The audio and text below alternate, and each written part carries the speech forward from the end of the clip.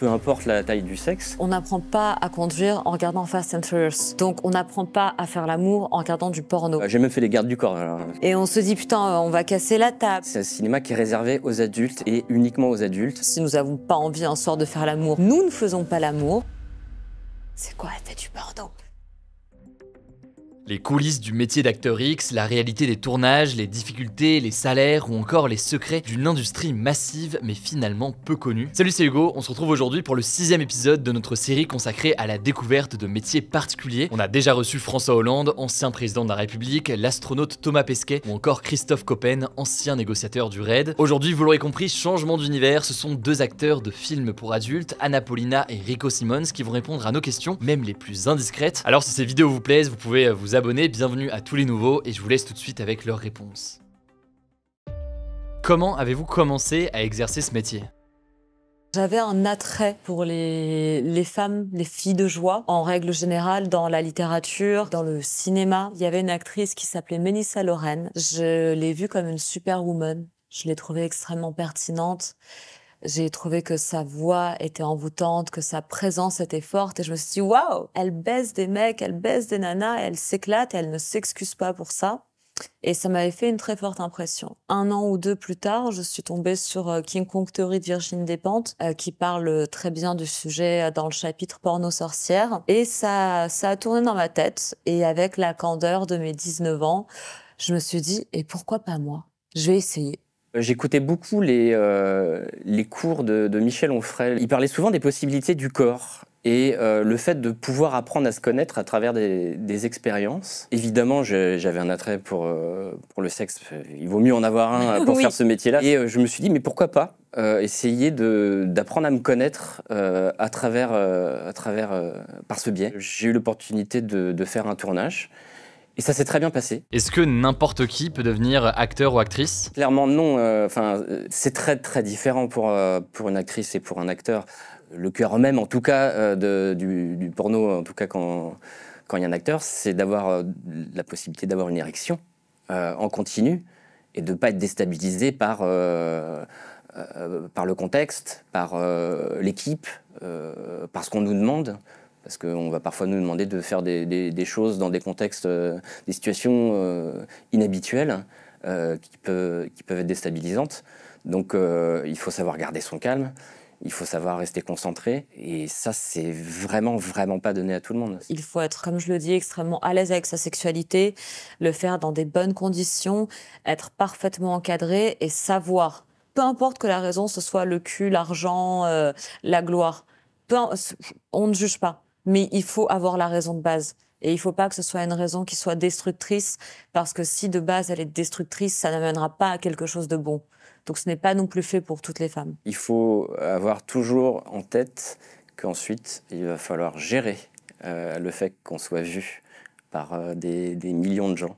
Et ça, toutes les personnes qui veulent faire ça ou qui ont l'intention de le faire n'ont pas forcément conscience. Comment est-ce que vous vous préparez pour un tournage ? Je dirais dans un premier temps que tout dépend du tournage. Si nous sommes sur un film scénarisé avec du texte, si on nous demande de ramener des tenues aussi qui sont à nous, de faire par moment des UV ou bien d'avoir une certaine manicure, ou on va commencer à préparer ça en amont. On va commencer à apprendre le texte, parce que oui, il y a des films X avec des scénarios. Ensuite, on va aussi proposer nos tenues à la réa, à la styliste, à l'assistante de la réa pour créer un petit peu ce personnage. Et ensuite, il y a le moment où on vient sur le tournage, donc chacun fait comme il veut. Personnellement, moi, j'essaie de venir en forme et de vraiment faire en sorte d'avoir dormi le plus possible. Et ensuite vient une autre préparation qui est purement physique, à savoir faire ses tests. Donc avoir des tests de moins de 14 jours qui soient clean, donc négatif. Ensuite, il y aura la douche, l'hygiène intime. Pour moi, en tant que femme qui fait de l'anal, je vais aussi préparer l'anal avec un plug, du lubrifiant. Si je suis proche du partenaire, on peut couper la scène avant le début de l'anal et je peux demander à mon partenaire aussi de m'aider, d'aller un petit peu doucement. Donc quand on voit par moment des scènes coupées, dans les films X et qu'on voit la pénétration assez intense, en ce qui me concerne, très souvent, il y a eu une préparation qui a été faite avant. Quelle est la fréquence des tests pour les infections sexuellement transmissibles? On fait des tests tous les 15 jours. Et des tests assez complets, assez poussés. On fait très très attention à ça, c'est même la base. Les productions ne payent pas les tests, c'est aux comédiennes et comédiens de prendre en charge ça. Des fois, dans une même semaine, on travaille pour plusieurs productions en même temps, donc qui doit payer? Combien de temps dure le tournage d'une scène? On va dire, s'il y a juste du sexe, normalement, en théorie, 1 heure et demie, c'est fait, on est d'accord. Hein. 1 heure, c'est très bien. 1 heure, c'est très bien, voilà. 1 heure, c'est très bien, c'est un temps léger. Voilà. Si on veut choisir dans les rushs après au montage... Alors, il faut aussi ajouter un truc, c'est que durant ce temps-là, on n'est pas en action pendant 1 heure. Non, il faut être clair. C'est que, et c'est peut-être même d'autant plus difficile, on coupe régulièrement parce que on fait un plan large, parce qu'on fait un plan serré, parce qu'on fait des gros plans, et que tout ça, ça nécessite parfois de couper. On tourne pas forcément avec 4 caméras en même temps. Des fois, il y en a qu'une. Il faut tout faire avec une caméra, donc on est obligé de couper, on est obligé de changer de position. Donc ça implique, encore une fois, moi, pour le côté acteur, homme, il faut rester concentré pendant tout ce temps-là et c'est pas forcément évident. Combien de scènes tournez-vous par mois? Alors la fréquence des tournages, après ça dépend des périodes. Je pense que c'est comme tous les artistes, il y a des périodes de creux et il y a des périodes où c'est intense. Enfin ça dépend, moi ça m'est arrivé aussi d'avoir à en refuser parce que je pouvais pas faire 5 scènes dans la semaine. Au bout d'un moment c'est super fatigant, mais ça peut être ça. Ça peut être 3, 4, 5 scènes. Bon, à un moment donné, il faut dire stop. Mais il y a des périodes où, genre, pendant une semaine ou deux, il y a rien. Mais bon, il faut savoir l'accepter. Et puis, des fois, ça reprend, il y a des vagues. Moi, en ce qui me concerne, c'est vrai que sur plusieurs années, mon expérience, elle a été très différente. Quand, au tout début, je tournais comme une jeune pro amateur qui voulait simplement s'amuser, alors là, clairement, c'est tant qu'ils étaient sympas, j'arrive, mais je suis en tournage, non, mais c'est pas grave, je viendrai demain sur le tien. J'avais vraiment ce côté très... plein de candeur et j'étais super contente de venir. Et ensuite, quand je me suis professionnalisée, je tournais vraiment, j'avais un certain nombre de films à faire. Et donc, j'ai déjà commencé à tourner beaucoup, beaucoup moins. Puis par la suite, j'ai quasiment arrêté de tourner. Je ne tournais qu'avec mon copain de l'époque. Et à l'heure d'aujourd'hui, je n'accepte que certaines propositions qui m'intéressent réellement parce que l'image me plaît, parce que j'aime bien la boîte de production, parce qu'ils acceptent mon cachet aussi, ça rentre en compte, pour toutes ces raisons-là. Mais en parallèle, je fais des tournages pour mes plateformes. Ouais, parce qui que sont le métier aussi a changé, des tournages. le métier a Voilà. changé, ouais. Donc, Et en revanche, des tournages pour mes plateformes, j'en fais quand même un minimum, on va dire au moins 7 jours, 10 jours par mois. Est-ce que vous prenez réellement du plaisir quand vous tournez? À mes tout débuts, j'étais aussi une jeune femme de 19-20 ans. Je ne connaissais pas certaines pratiques, je ne connaissais peut-être pas assez bien mon corps. Et donc, je prenais très facilement du plaisir. Et j'oubliais complètement la caméra. C'est-à-dire que je me faisais plaisir à moi, je découvrais un acteur, une actrice, et je m'en fichais complètement comment la caméra me trouve, comment je fais du bruit ou pas. Et ça a été vraiment une quête de plaisir à ce moment-là. Ensuite, il y a le moment où on se professionnalise un petit peu. Il y a le fait qu'il y a des acteurs qu'on connaît depuis très très longtemps. Donc c'est vrai que quand on tourne ensemble depuis 10 ans, on va pas non plus dire qu'on est dans le... On est un vieux couple. Voilà, c'est ça, on est... Voilà, t'as joué mon mari 40 fois, c'est ok. Donc oui, on n'aura pas le même désir, la même adrénaline qu'avec un nouvel acteur, une nouvelle actrice. Et ensuite, il y a une autre chose qui rentre en compte, c'est le réa. C'est-à-dire qu'un réa qui sait s'effacer, qui va vraiment suivre un peu l'action, va doucement dire change position, enfin changer de position, etc., etc. On va être plus à même de l'oublier et de vraiment prendre du plaisir. Lorsqu'on fait une scène qui est constamment coupée pour changer la lumière, pour changer l'axe, parce que ceci, parce que cela, et que c'est pas confortable, et qu'on est en train de se casser la gueule de la banquette, et on se dit putain, on va casser la table, peu importe. Dans ces moments-là, non, clairement, il n'y a pas d'orgasme. En tant qu'acteur, la plupart du temps, on nous demande quand même d'avoir une éjaculation, donc il faut savoir rester concentré et aller chercher au fin fond de soi les ressources pour pour pouvoir éjaculer. Et c'est très mental. Est-ce que vous ressentez une pression sur votre apparence physique? Ce n'est pas le porno ou des réalisateurs qui m'ont fait me sentir pas comme il faut ou avoir tel ou tel défaut. Dans le X, c'est quand même le premier endroit où j'ai vu aussi bien des filles complètement qui avaient eu recours à la chirurgie des pieds à la tête, que des filles extrêmement naturelles avec des petits seins, etc., etc. Et que ces filles-là, on les prenait dans les mêmes productions en disant tu es belle comme tu es, parce que dans ton mood, tu es belle. Ça veut pas dire que la blonde super fine plaira à tout le monde. Ça veut pas dire que la brune pulpeuse plaira à tout le monde. Ça veut juste dire you're beautiful, you're beautiful, you're beautiful. Et il faut continuer à le répéter aux nanas. Et moi, dans ce contexte-là, le porno m'a plus aidé qu'autre chose. De plus en plus de projets, et d'ailleurs souvent qui viennent de femmes, qui veulent montrer des corps qu'on n'a pas forcément l'habitude de voir. Et moi, je trouve ça génial. En fait, j'ai accepté beaucoup de ces projets-là parce que je trouvais ça intéressant de montrer d'autres choses, tout simplement. Moi, j'ai pas un corps de Golgoth et j'ai réussi à trouver ma place pendant des années, parce qu'il y avait besoin aussi de cette diversité. Il y a des acteurs qui sont plus grands, plus musclés que moi, mais ils répondent aussi à un besoin. Et moi, j'étais là aussi pour faire un peu le guy next door. Et je l'ai fait. Enfin bon, en même temps, j'ai joué à peu près tous les rôles possibles et imaginables. J'ai même fait les gardes du corps. Alors, je veux dire, un truc pas crédible du tout. Mais c'est super important. Et je trouve ça bien qu'il y ait de nouvelles générations de réalisatrices, réalisateurs qui disent voilà, il faut qu'il y ait plus de diversité dans les types de corps qu'on montre et de ne pas imposer diktat d'une norme du corps. Comment est-ce que votre entourage perçoit votre métier? Il y a eu une petite inquiétude au début parce que j'ai été très vite repéré par la famille et enfin j'avais eu quand même pris soin d'en parler à certains proches. Et en fait, une fois qu'on explique qu'on est dans un cadre qui est très pro, que tout est très bien encadré, qu'on travaille avec des gens sérieux, qu'on voit qu'on s'épanouit aussi, parce qu'il y a ça aussi, ben la famille l'accepte ou les proches l'acceptent. Je crois pas avoir eu de proches qui se soient éloignés de moi parce que je faisais ce métier-là. Lorsque j'ai commencé à faire du X, mes amis autour de moi trouvaient ça presque drôle parce qu'il s'agissait un petit peu d'aventure. Ils avaient une grande curiosité pour mon activité. Néanmoins, mon meilleur ami m'a accompagnée sur mon premier tournage. Il a vérifié que tout se passe bien, donc j'ai été bien soutenue aussi. Et le moment où c'est devenu plus compliqué, c'est lorsque j'ai décidé d'en faire un métier. Donc, c'est-à-dire qu'en gros, c'est ma copine Anna, elle fait ça.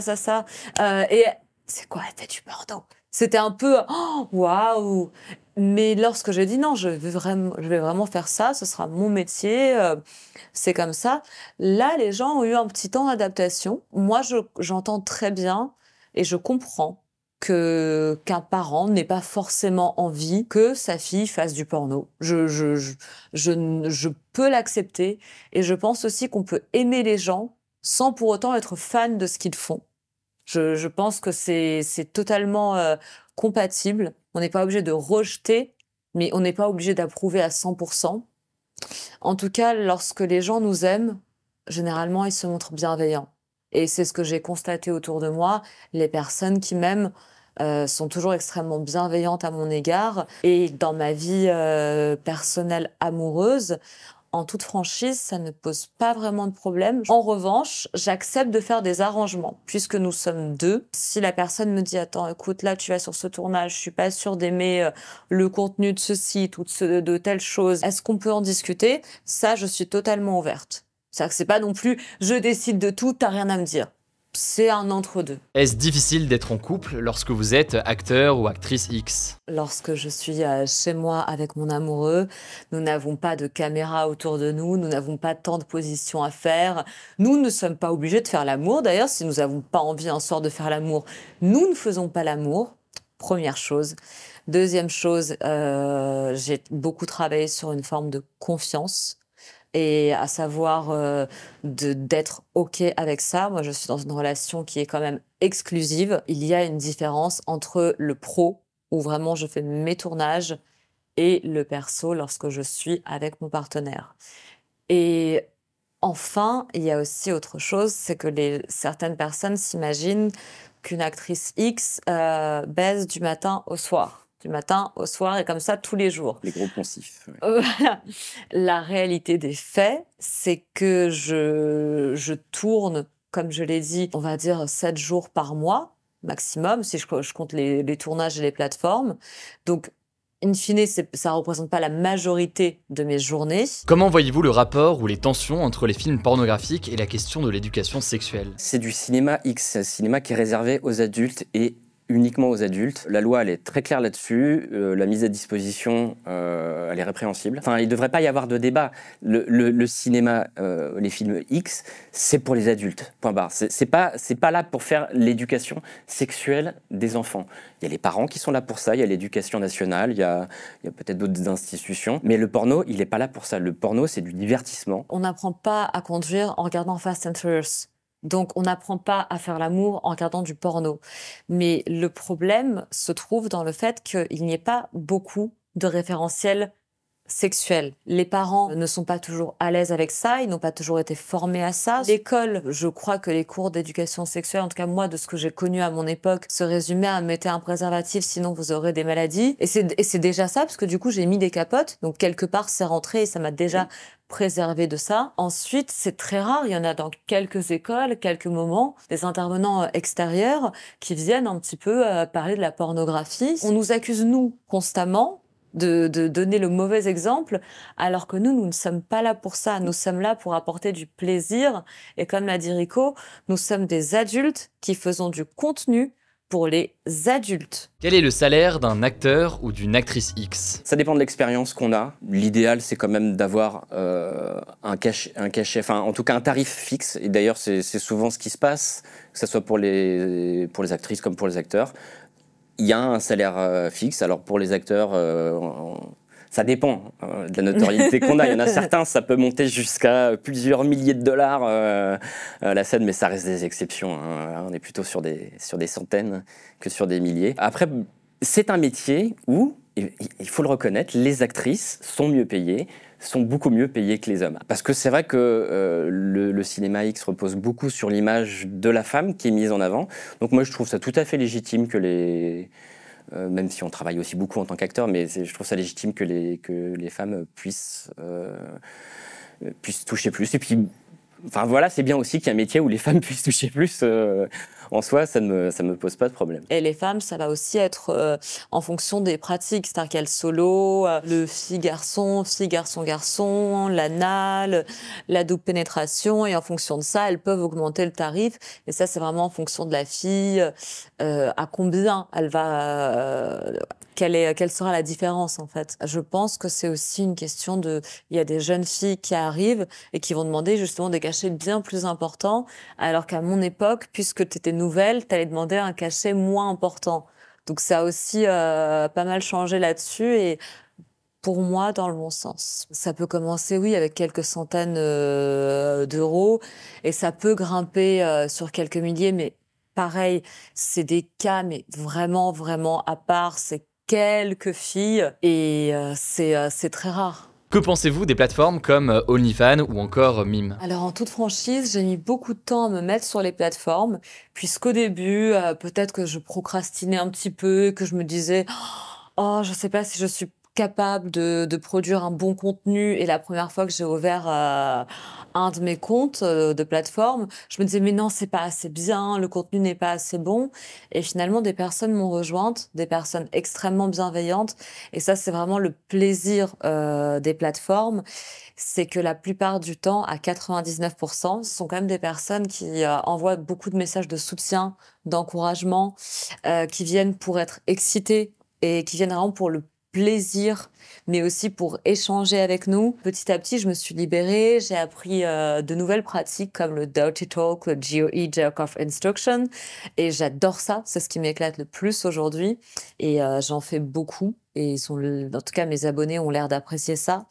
J'aime le contact direct avec eux, le fait de pouvoir leur proposer aussi des vidéos personnalisées, des photos personnalisées, de leur parler en direct, de donner des conseils s'ils ont envie. Et certains sont vraiment devenus comme des presque comme des amis. Ça peut paraître étrange, mais c'est une réalité. Ensuite, c'est intéressant de tourner pour soi-même, parce que justement, on n'a pas à se dire ça doit durer tant. On décide, et par moment, moi, je préfère faire 12 minutes où je suis réellement excitée, où je me donne vraiment à fond avec la tenue qui me plaît, l'éclairage qui me plaît, plutôt que de tourner 2 heures, 3 heures et finalement de pas être fan de ce que je fais. Combien gagnez-vous via ces plateformes? Pour ça, je préfère ne pas donner de chiffres. Mais les plateformes, oui, ça peut être moyen, ça peut aller très haut, ça dépend.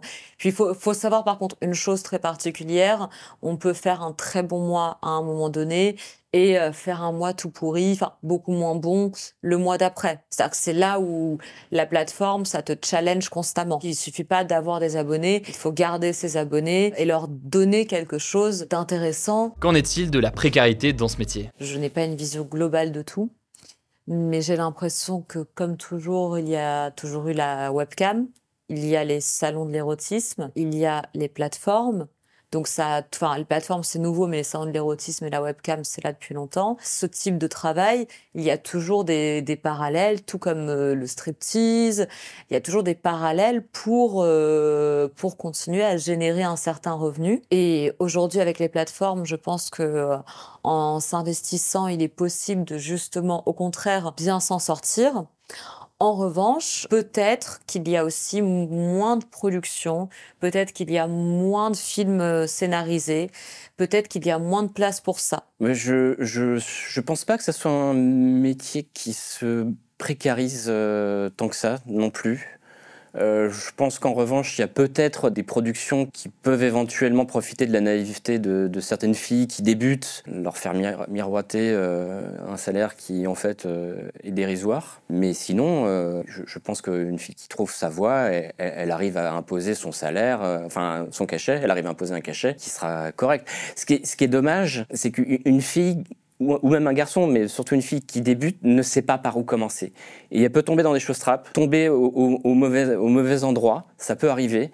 On sait que c'est arrivé dernièrement, on pourra peut-être en reparler. Et ça, c'est dommage. C'est pour ça qu'il faudrait pouvoir communiquer là-dessus. Il faudrait pouvoir faire en sorte qu'il y ait un cadre, qu'on puisse les renseigner et leur dire c'est un salaire, enfin un cachet, c'est de temps à temps, il faut travailler avec telle production, oui, avec cette personne, non, il ne faut pas. Mais il n'y a pas ça en fait quand on débarque et c'est un peu dommage. Alors là-dessus, moi je trouve qu'il y a quand même eu un grand changement lorsqu'il y a eu une charte de déontologie qui est sortie. Alors ça me semblait important de faire un petit point rapide ici. Cette charte de déontologie dont parle Anna Paulina, c'est un texte qui a été publié il y a 2 ans par la société de production Marc Dorcel et élaboré par une ex-actrice X, Lisa Del Sierra, un sociologue et un avocat. Concrètement, dans cette charte, on retrouve 18 recommandations proposées à tous les producteurs de films pour adultes pour que les tournages soient plus responsables et respectent tout simplement la loi. Parmi elles, le fait que toutes les scènes de sexe sont définies à l'avance par le contrat, qu'aucune pression ne devra être exercée sur les acteurs et actrices pour obtenir leur consentement, ou encore qu'aucune actrice ou acteur ne pourra être forcé à tourner sans préservatif. Cependant, il faut noter que les productions n'ont aucune obligation à l'appliquer. C'est quand même une charte qui, jusque-là, en tout cas de tout ce que j'ai vu, a été vraiment appliquée. Ça permet aux filles justement d'avoir un accueil, d'assister à un tournage avant de tourner elles-mêmes, d'être mieux informées. Aujourd'hui aussi dans les médias, je vois plus d'intervenantes de figures du X qui en parlent.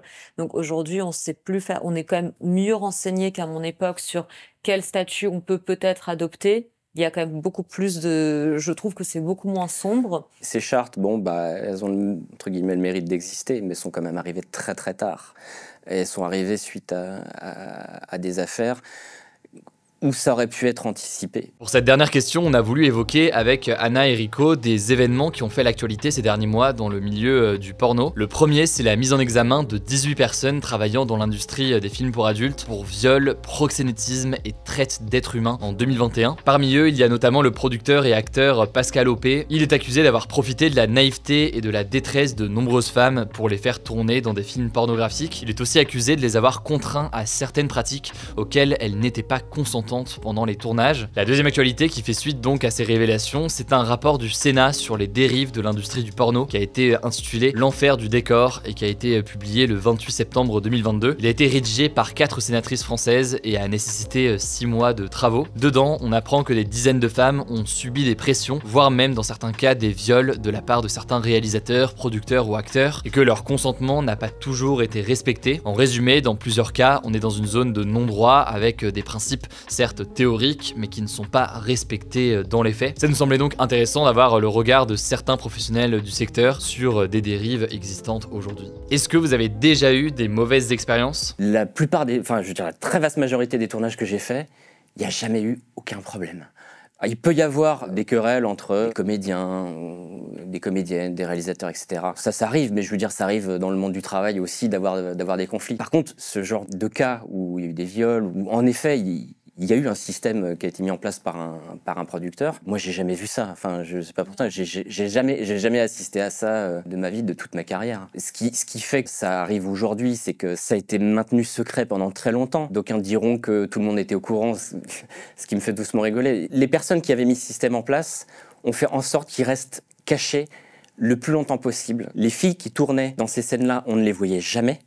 Justement parce qu'ils savaient très bien que ce qu'ils faisaient, c'était quelque chose d'extrêmement grave. Ils ont fait en sorte que ces filles ne puissent pas avoir de contact avec le reste du métier pour qu'elles ne puissent pas en parler, pour qu'elles ne puissent pas dénoncer ce qu'elles avaient vécu. Je n'ai jamais assisté aux choses que j'ai lues, aux choses qui m'ont été rapportées. Et effectivement, je pense que ces choses odieuses qui se sont produites par des personnes criminelles et déviantes ne doivent surtout pas représenter toutes les personnes qui font ce métier avec passion, avec amour et avec respect pour les acteurs, les actrices, les techniciens. Et vraiment, c'est terrible. C'est terrible d'être associé à ça parce que on est vraiment dans quelque chose de... je me permets de le dire, c'est criminel. On n'est plus dans le délit, c'est criminel. Dans quelque chose de criminel, tandis que nous, on fait simplement, on exerce un métier subversif. Donc entre subversif, d'adultes, avec adultes, consentants, pour des adultes consentants, n'a aucun rapport avec criminel. Et être associé à ça, c'est juste terrible. Si je peux dire un mot du rapport qui a été fourni par des sénatrices, j'aimerais juste dire que c'est une très vaste blague, très mauvaise blague. Je l'ai parcouru. On lit quelque chose dont la conclusion était déjà écrite avant même qu'il y ait des interviews qui aient été faites. Ça se voit. Un rapport parlementaire du Sénat qui, dès le début, annonce la couleur en disant l'enfer du décor, je crois. C'est juste pas sérieux. Enfin, il y a des actrices qui ont été interviewées systématiquement dans tout le rapport. Toutes les propositions qu'elles font, elles sont minimisées, elles sont dénigrées tout au long du rapport. On ne met en avant que les problèmes et jamais les solutions ou ce qui va bien, tout simplement ce qui va bien. La grande majorité de ce qui se passe dans ce métier se déroule très bien, il y a aucun souci. Et là, on essaye de faire d'un cas une généralité. C'est un cas qui est dramatique, c'est une très mauvaise promotion pour notre métier, mais c'est encore une fois pas du tout représentatif de ce qui se passe au jour le jour, vraiment pas. Merci d'avoir regardé cette vidéo, je sais que ça change des sujets qu'on a l'occasion de traiter au quotidien, mais on veut aussi vous proposer d'autres thématiques qu'on peut aborder. Merci à Blanche, journaliste au sein de l'équipe, qui a préparé et mené cette interview, et à Anna et Rico d'avoir accepté aussi de répondre à nos questions. Prenez soin de vous et on se dit à bientôt.